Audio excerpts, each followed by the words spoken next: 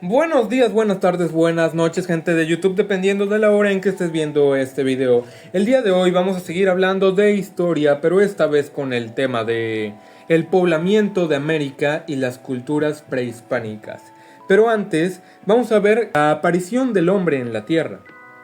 Para explicarse la aparición del hombre en la Tierra, se han propuesto varias teorías, científicas y no científicas. Ejemplo de la primera es la evolucionista, propuesta por Charles Darwin, quien afirma que los organismos vivos están en constante cambio. Luego, de acuerdo con sus rasgos comunes, los seres vivos se pueden agrupar por familias o especies. La explicación no científica de la aparición del ser humano en la Tierra es la que encontramos en la mitología de las diversas culturas que han existido a lo largo de la historia. Las teorías del poblamiento de América, de origen único y de origen múltiple. La de origen único es a través del estrecho de Bering. Esta teoría afirma que el hombre arribó a territorios americanos a través del estrecho de Bering, planteada por el investigador checo-estadounidense Alex Hrdlicka y el mexicano Pablo Martínez. Hrdlicka se basa en los rangos mongoloides de los habitantes de América y en los restos encontrados en el norte del continente, que sugieren el paso de asiáticos por el puente de Beringia, en un periodo donde el hielo y la disminución del nivel del mar permitieron cruzar a pie a nuestros antepasados en búsqueda de alimentos. Esto ocurrió en oleadas sucesivas entre los 50.000 y 40.000 años antes de Cristo. Argumentos para justificar la teoría de Alex Hrdlicka son la mancha lumbar de nacimiento que tienen en común americanos y mongoloides, además de los dientes en forma de pala, pómulos prominentes, cabello negro y lacio, etc. Esta hipótesis propone dos ciclos migratorios posteriores que impulsaron a las poblaciones humanas hasta la Patagonia, al sur de la Argentina, aproximadamente en el año 12.500 a.C.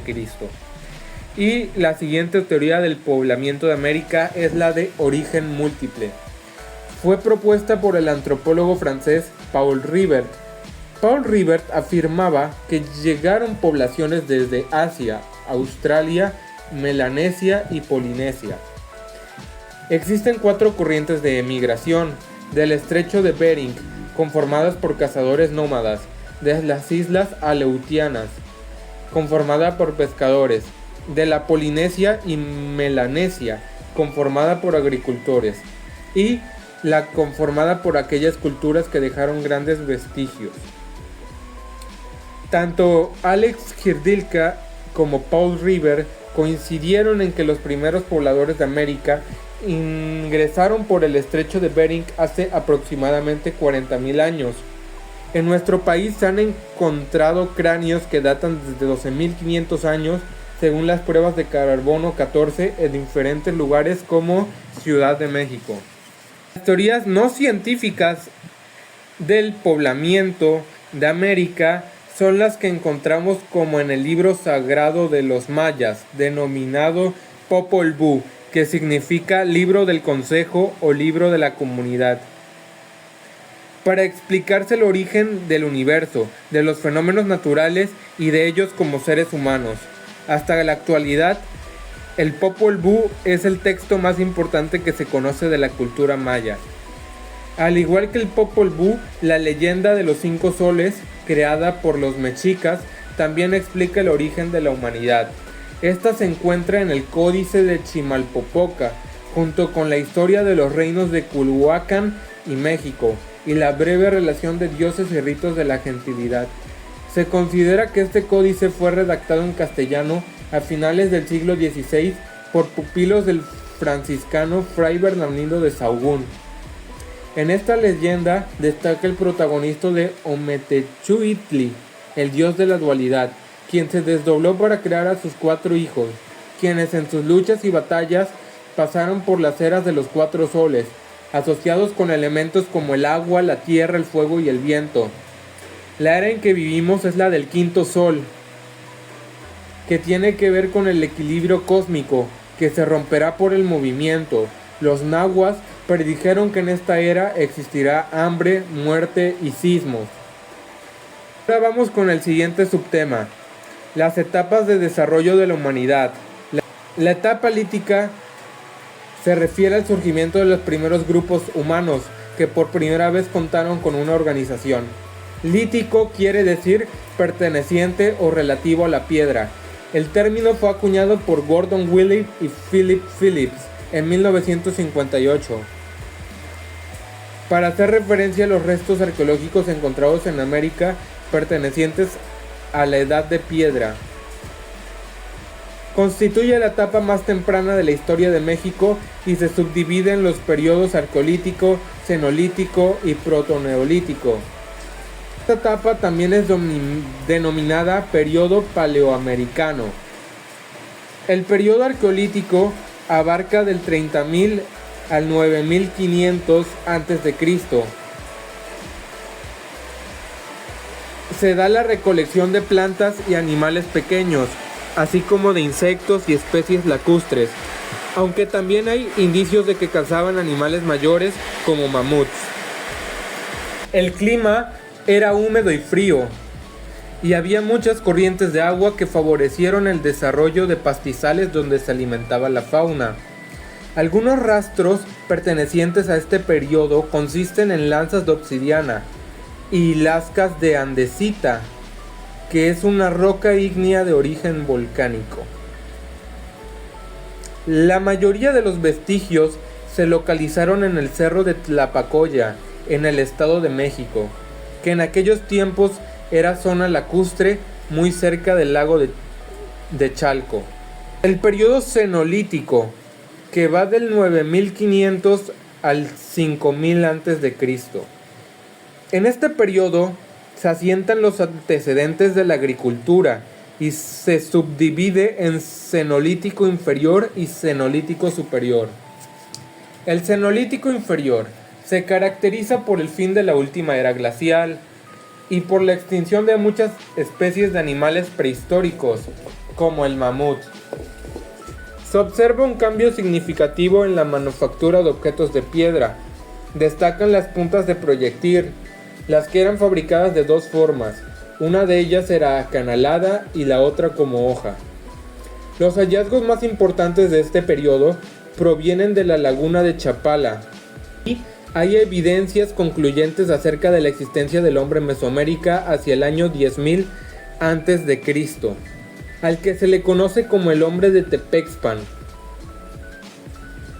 El hombre de Tepexpan es un esqueleto prehistórico descubierto en 1947 en Tepexpan, Estado de México. El cenolítico superior. En este periodo, grupos continuaban siendo predominantemente cazadores. Fue en esta etapa en donde se dieron los primeros pasos hacia la agricultura. Algunas plantas como la calabaza, el aguacate y el chile se domesticaron y comenzaron a cultivarse periódicamente. Surgieron nuevos artefactos elaborados con metales planos y se aprecian nuevas técnicas en el pulido de la piedra. La etapa protoneolítica. Este periodo inicia aproximadamente en el año 5000 a.C. y termina en el 2500 a.C. Se caracterizó por los fuertes cambios climáticos que propiciaron la desaparición de casi todas las especies mayores y que estimularon la diversificación de las actividades humanas.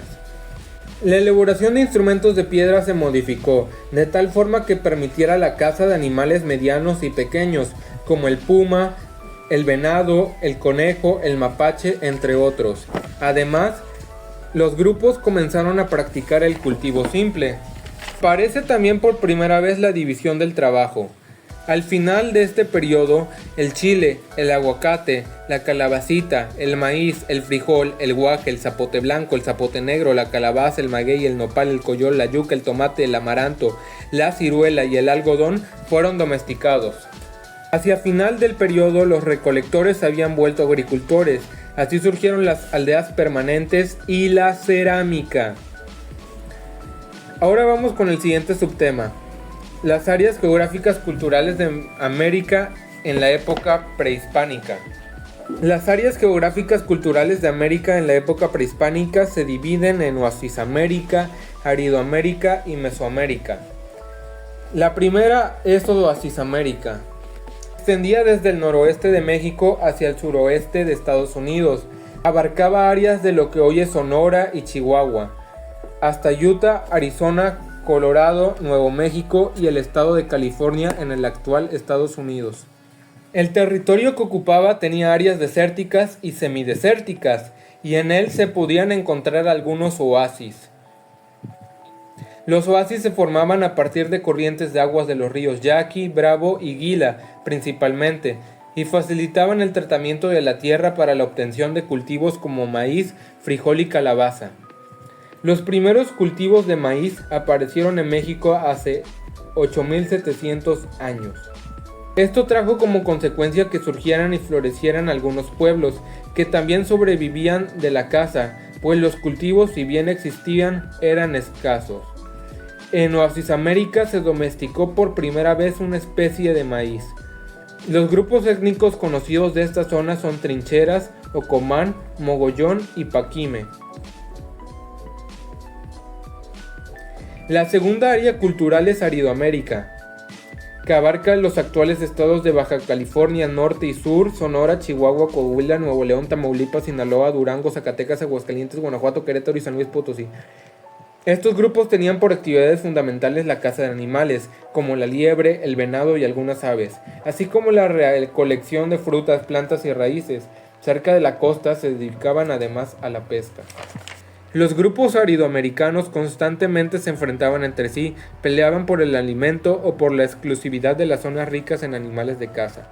La tercer área cultural es Mesoamérica.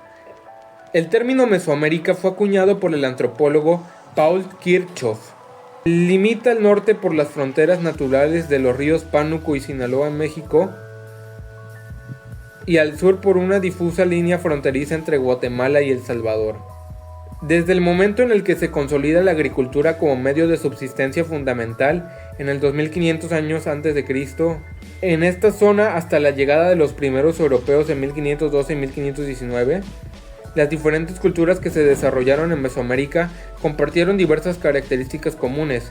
Según Paul Kirchhoff, estas se pueden sintetizar en un excelente manejo de los recursos agrícolas, la aparición de un excedente productivo, la vida sedentaria, vastos centros urbanos, alta especialización artesanal, importancia del mercado, complejos rituales y el llamado juego de pelota, así como logros intelectuales como la escritura, la astronomía y el calendario.